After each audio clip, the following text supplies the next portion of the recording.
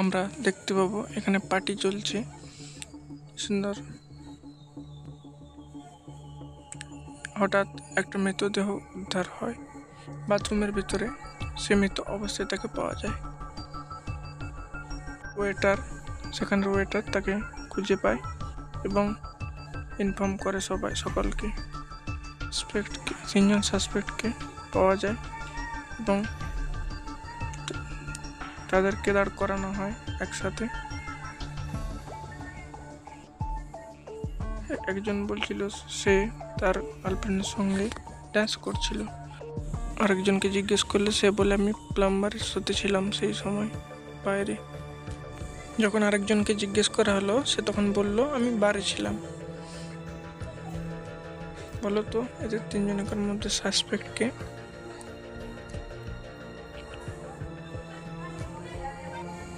এই খুনটা করেছে কারণ প্লাম্বারের সঙ্গে কথা বলছিল। প্লাম্বারের সঙ্গে কথা বলে খুনটা সেই প্ল্যানিং করেছিল। পরের স্টোরিতে আমরা দেখব কার সেন্টারের মধ্যে দেখানো হচ্ছে এবং দুজন কথা বলছে, একজন মাইক একজন জিম। তারা নিজেদের মধ্যে কথা বলছিল। হঠাৎ লাইট জ্বলে যায়, অন্ধকার হয়ে যায় এবং আমরা দেখি খুন হয়েছে।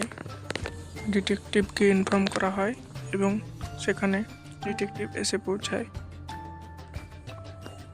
ডিটেকটিভ তার সঙ্গে কথা বলতে থাকে এবং তাদের ওখানকার স্টাফদের সঙ্গে কথা বলতে থাকে এবং আমরা দেখি দুজন স্টাফ নিজেদের মধ্যে কথা বলে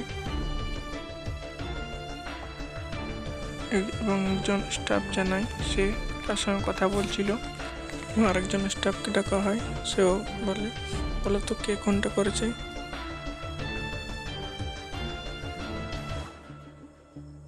এই মেকানিক খুনটা করেছে কারণ তার হাতে অস্ত্র ছিল, সেই খুনটা করে থাকবে।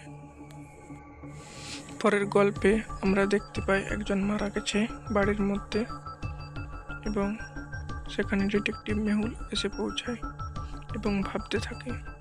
সিসিটিভি ফুটেজ দেখা যাক কে খুনটা করেছে। ডিটেকটিভ মেহুল তিনজন সাসপেক্ট কাছ থেকে জবানবন্দি নেয় এবং প্রথমজন জানায় না আমি তো খুনটা করিনি, আমি তখন বাইরে ছিলাম, তখন মার্কেটে গিয়েছিলাম। এবং দ্বিতীয়জন জানায় আমি তখন ফোনে ব্যস্ত ছিলাম তখন। এবং তৃতীয়জন জানায় আমি বাচ্চাকে নিয়ে খেলছিলাম, আমি ছিলাম না। বলো তো বন্ধুরা তিনজনের মধ্যে কে খুনটা করেছে? হাতে ঘড়ি পরা মহিলা।